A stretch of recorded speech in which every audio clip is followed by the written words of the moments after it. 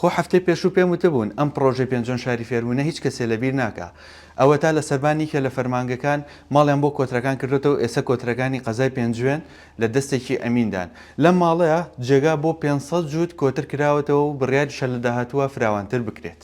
یەکێک لە فەرمانگەکانی قەزای پێنجوێن بوو بۆ پەناگەی کۆترشینکەکان کۆترە هەردیەکان، بەڵام بەهۆی نەگونجاوی شوێنەکەیانەوە لەلایەک زیانی بە بینەی فەرمانگەکە گاند بوو، لەلایەکی دیکەش کۆترەکان ئەمرتن و بێچووەکان لە ناو ئەچوون و هێلکەکانیان نەئەکرد بە بێچوو. ئیدی سەرۆکی فەرمانگەکە گاداری کردینەوە کە چارەسەری ئەم کێشەیە بکەین. دوجار پەیوەندیمان بە پرۆژەی پێنجۆن شاری فێربوون و بە تایبەتیش بە ڕێزگاک حاجی حەبیب کە تێچووی پرۆژە و دروستکردنی هێلانەکان لە ئەستەوە بگرێت.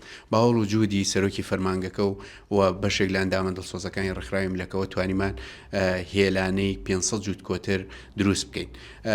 هیوادارین سەرجەم فەرمانگەکانی تریژ ئەوانی کە کۆتر لەسەر بینایی فەرمانگەکانیان ئەنیشنەوە وەکو ئەم فەرمانگە بەڕێزە کە دڵسۆزانە دەست پێشخەری کردیان ئێمە ئاگادار کردەوە کە چارەسەر یەن کێشەیە بکەین و هێلانە بۆ کۆتەکان دروستکەین ئەوانش دروستی بکەن. ئێمە لە وێنە گەورەکە تا دەبێت ژینگەمان خۆش بێ، باڵندە و گیاندارەکانمان خۆش بێت، چونکە بوونی ئێمە پێیوەستە بە بوونی ئەوانەوە تاوەکو ئەوان لە ژیاندا بن و سەلامەت بن، ژینگە سەلامەت بێت، مرۆڤایەتی سەلامەتێ بێت و ئێمەش ژیانمان ئاسوودە بێت.